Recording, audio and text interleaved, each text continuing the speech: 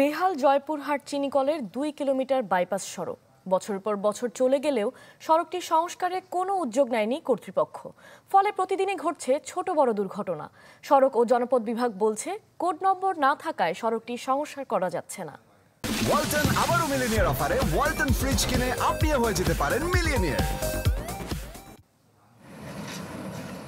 জয়পুরহাট শহরের তাজুর মোড় থেকে কাশিয়াবাড়ি মোড় পর্যন্ত 2 কিলোমিটার বাইপাস সড়ক। শহরে যানজটের চাপ বাড়লে এই সড়কটি বেশ গুরুত্ব পায়। দীর্ঘদিন সংস্কারের অভাবে সড়কটির বিভিন্ন স্থানে ভেঙে গর্ত, খানাখন্দ সৃষ্টি হয়েছে।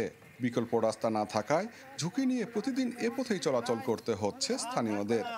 খরার টাইমে ধুলা এবং বর্ষার টাইমে ধুলা পানি কাদুর জন্য যাতায়াত করতে পারছে না। রোগী, ডেলিভারি রোগী, সাধারণ মানুষজন কেউ যাতায়াত করতে পারে না। হাইলোড গাড়ি হলে খুব সমস্যা, গাড়ি ভাঙে চলে যায়, গাড়ি ডাবে যায়।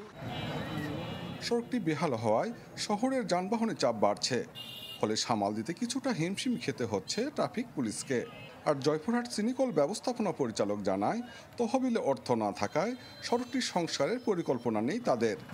হিলি স্থলবন্দর থেকে যে সকল পরিবহন পশ্চিমাঞ্চল দিকে যায় তারা শহরে একটি মাত্র রোড, এই রোডটা ব্যবহার করে, ফলে আমাদের ট্রাফিক কনজেশন হয়।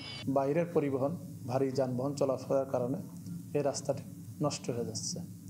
তো মিলের আসলে আর্থিক সঙ্গতি এরকম না যে প্রতি বছর এটি মেরামত করা, যার ফলে অবস্থা এখন তাদেরকে আমরা আসলে নিষেধ করে এটি ঠেকাইতে পারছি না। সড়ক ও জনপথ বিভাগ জানায়, এই রাস্তায় কোনো কোড নম্বর না থাকায় কোনো ব্যবস্থা নিতে পারছে না তারা। জয়পুরহাট পশ্চিমাংশে সুগার মিলের যে সড়কটা, সেটা আমাদের রোডসের আইডিভুক্ত নয়, সেহেতু আমরা ওইটা পরিকল্পনাতে আনিনি। দেশের সবচেয়ে বড় চিনি উৎপাদনকারী প্রতিষ্ঠান জয়পুরহাট চিনিকল।